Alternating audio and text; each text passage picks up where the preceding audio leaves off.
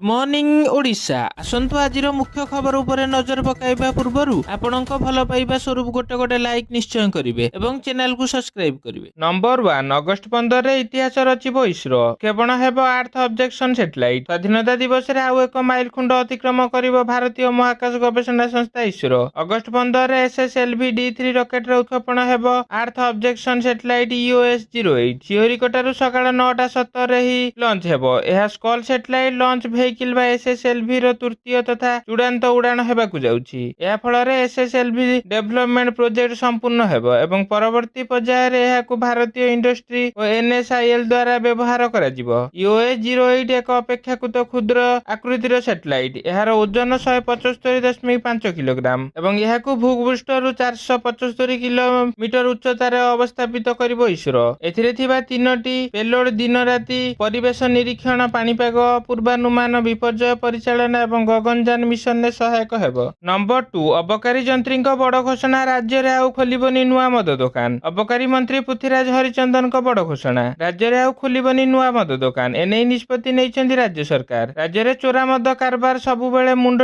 बिंधार कारण पड़लिछि। तेणु राज्य रे चोरा मद बिक्री बंद करिबा आम पाखरे बड़ चैलेंज रहिछि बोली से कहिसंती। आगामी वर्ष ठारू ओडिसा रे चोरा मद बंद हेबो। से आधार रे आगकू नियम रे अमूलचूल परिवर्तन कराजिवो बोली मंत्री कहिसंती। चाहुरी कहिसंती जे आसंता वर्ष जे मद नीति हेबो सेथिरे ओडिसा रो चोरा मद बिक्री बंद करिबाकू बाट बाहर कराजिवो। पूर्वरु जे मद नीति थिला सेथिरे किछि साबलीळ कराजिवो। जेउ किछि समस्या रहितला ताहाकू किपरि सुचारू रूपे कराजिवो से दिगरे प्रचेष्टा करा जाउछि बोली अबकारी मंत्री पृथ्वीराज हरिचंदन कहिसंती। नंबर 3 राजधानी खोलिला देशर प्रथम चाउल एटीएम रु बाहरिबो चाउल। पूर्वरु आपण एटीएम रु टंका उठाउथिले एबे एटीएम रु आपण उठाई परिबे चाउल। भुवनेश्वर रे खोलिछि देशर प्रथम चाउल एटीएम। मंचेश्वर स्थित चाउल गोदाम रे खोलिछि एही राइस एटीएम। एही चाउल एटीएम को उद्घाटन करिसंती खाद्य जोगाण और खाउटी कल्याण मंत्री कृष्णचंद्र पात्र। एही एटीएम रु जने हिताधिकारी निज कार्ड नंबर मारी थंब स्कैन करी चाउल नै परिबे। राजधानी रे खोलिथिबा देशर प्रथम चाउल एटीएम जदि सफल हुए तेबे आगामी दिन रे एहा सब जिल्ला रे आ ब्लॉक रे खोलिबो। जने खाउटी सर्वाधिक 25 केजी जाय चाउल एटीएम रु बाहर करि परिबो। अन्य जिल्ला रो हिताधिकारी मध्य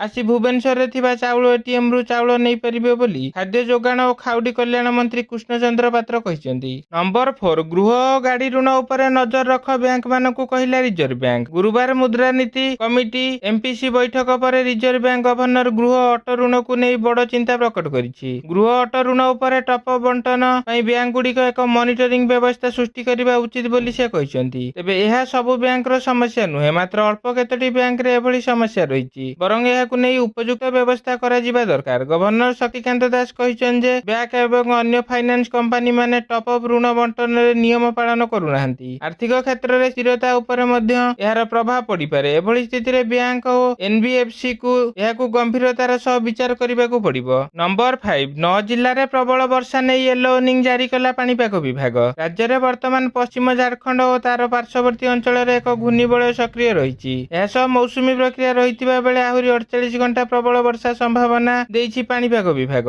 आंचलिक पाणीपाग विज्ञान केंद्र आज ठारू वर्षार परिमाण कमिबो बोली कहिछि। आगामी 5 दिन जाय हालुकारू मध्यम धरणर वर्षा हेबो थिबा बेले आसंता 24 घंटा रे का भा स्थान जेपरि सुंदरगढ़ कोरापुट नवरंगपुर कलाहांडी बलांगीर नुआपड़ा संबलपुर बरगढ़ और झारसुगुड़ा ही 9टी जिल्ला रे प्रबल वर्षा नै येलो वार्निंग जारी करिछि पाणीपाग विभाग। एहिपरि आज बरगढ़ संबलपुर झारसुगुड़ा सुंदरगढ़ और केउझर जिल्ला रे प्रबल वर्षा पई येलो वार्निंग जारी करिछि पाणीपाग विभाग। नंबर 6 क्रमागत अष्टम थर पई रेपो रेट को 6.5% रे अपरिवर्तित रखिला आरबीआई। भारतीय रिजर्व बैंक पुणी थरे रेपो रेट अपरिवर्तित रखिछि। बजेट 2024 आसीबा परे अनुष्ठित होइथिबा प्रथम मुद्रानीति कमिटी बैठक रे आरबीआई निष्पत्ति नैथिबा केंद्रीय बैंक गवर्नर शक्तिकांत दास घोषणा करिसंती। एहार अर्थ हेउछि आपणक ऋण किस्ती बढ़िबो नाही कि ह्रास पाइबो नाही। पूर्वरु सुधार जेतिकी थिला एबे सेतिकी रहिबो। क्रमागत अष्टम थर पई रिजर्व बैंक रेपो रेट 6.5% रे अपरिवर्तित रखिबाकू निष्पत्ति नैथिबा जणा पड़िछि। देश रे दरदाम हार एबे मध्य आरबीआई द्वारा धार्य 2 to 6% मध्य रे रहिछि। गत जून मास रे खुचरा महंगा हार 4 मास रे सर्वाधिक उच्च स्तर 5.08% रे रहितिला।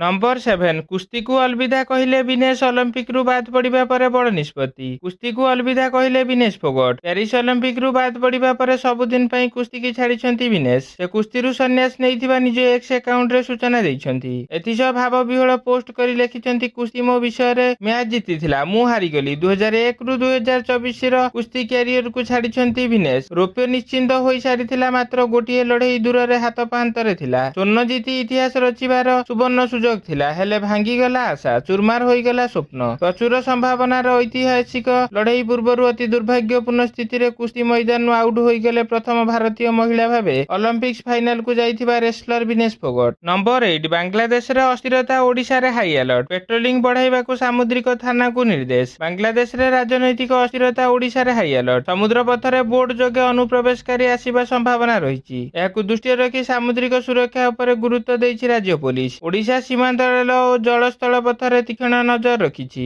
ଏନେଇ ସୂଚନା ଦେଇଛନ୍ତି ପୋଲିସ ଡିଜି ଅରୁଣ ଷଡଙ୍ଗୀ। ସେ କହିଛନ୍ତି ସମୁଦ୍ର ପଥରେ ପେଟ୍ରୋଲିଂ କଡ଼ାକଡ଼ି କରାଯାଇଛି। ପେଟ୍ରୋଲିଂ ବଢ଼ାଇବାକୁ 18ଟି ସାମୁଦ୍ରିକ ଥାନାକୁ ନିର୍ଦ୍ଦେଶ ଦିଆଯାଇଛି। ବିଶେଷ କରି ବାଲେଶ୍ୱର, ଭଦ୍ରକ, କେନ୍ଦ୍ରାପଡ଼ାକୁ ଆଲର୍ଟ କରାଯାଇଛି। ଏସବୁ ଜିଲ୍ଲାରେ 9ଟି ସାମୁଦ୍ରିକ ଥାନାକୁ ସଚେତନ କରାଯାଇଛି। ସମୁଦ୍ରରେ 5 ନଟିକାଲ ମାଇଲ ପର୍ଯ୍ୟନ୍ତ ପେଟ୍ରୋଲିଂ ପାଇଁ ନିର୍ଦ୍ଦେଶ ଦିଆଯାଇଛି। ନମ୍ବର 9 ଆୟ ବହିର୍ଭୂତ ସମ୍ପତ୍ତି ଠୁଳ ଅଭିଯୋଗ, ଆଠଗଡ଼ ବିଡିଓଙ୍କୁ ଗିରଫ କଲା ଭିଜିଲାନ୍ସ। ଆୟ ବହିର୍ଭୂତ ସମ୍ପତ୍ତି ଠୁଳ ଅଭିଯୋଗରେ ଆଠଗଡ଼ ବିଡିଓ ପ୍ରଦୀପ କୁମାର ସାହୁଙ୍କୁ ଭିଜିଲାନ୍ସ ଗୁରୁବାର ଗିରଫ କରିଛି। ବୁଧବାର ପ୍ରଦୀପଙ୍କ ପୈତୃକ ଘରେ ସମେତ ଭୁବନେଶ୍ୱର, ଖୋର୍ଦ୍ଧା, ନୟାଗଡ଼, ଆଠଗଡ଼ ସମେତ 8ଟି ସ୍ଥାନରେ ଭିଜିଲାନ୍ସ ଟିମ୍ ପକ୍ଷରୁ ଏକକାଳୀନ ଚଢ଼ଉ କରାଯାଇଥିଲା। ଭୁବନେଶ୍ୱର ଭିଜିଲାନ୍ସ ଡିଭିଜନ ପକ୍ଷରୁ ପ୍ରଦୀପଙ୍କ ଭୁବନେଶ୍ୱର ଗୌତମ ନଗର ସ୍ଥିତ ଶ୍ରୀ ଏନକ୍ଲୋଭ ଆପାର୍ଟମେଣ୍ଟ ଦ୍ୱିତୀୟ ମହଲାରେ ଥିବା ଘର, ଖୋର୍ଦ୍ଧା ଭାଲିଆବାଡ଼ିରେ ଥିବା ବିଲ୍ଡିଂ, ରାଜସୁନଖଳାରେ ଥିବା 3 ମହଲା କୋଠ, ରାଜସୁନଖଳାରେ ଥିବା ପୈତୃକ ଘର, ଖୋର୍ଦ୍ଧା ପିଚୁକୁଳିରେ ଥିବା ସମ୍ପର୍କୀୟ ଘର, ଆଠଗଡ଼ାରେ ଥିବା ଅଫିସ ଓ କ୍ୱାର୍ଟର୍ସରେ ଚଢ଼ଉ କରାଯାଇଥିଲା।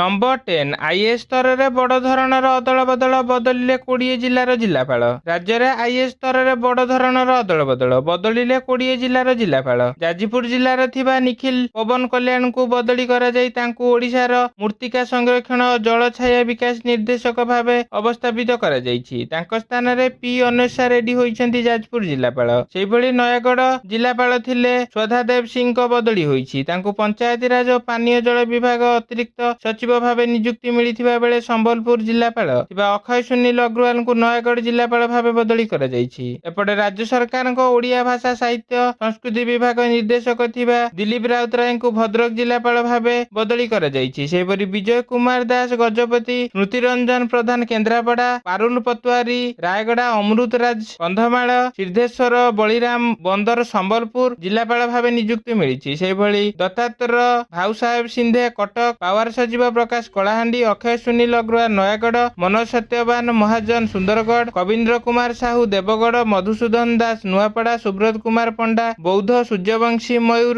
ବିକାଶ ବାଲେଶ୍ୱର ଜିଲ୍ଲାପାଳ ହୋଇଛନ୍ତି।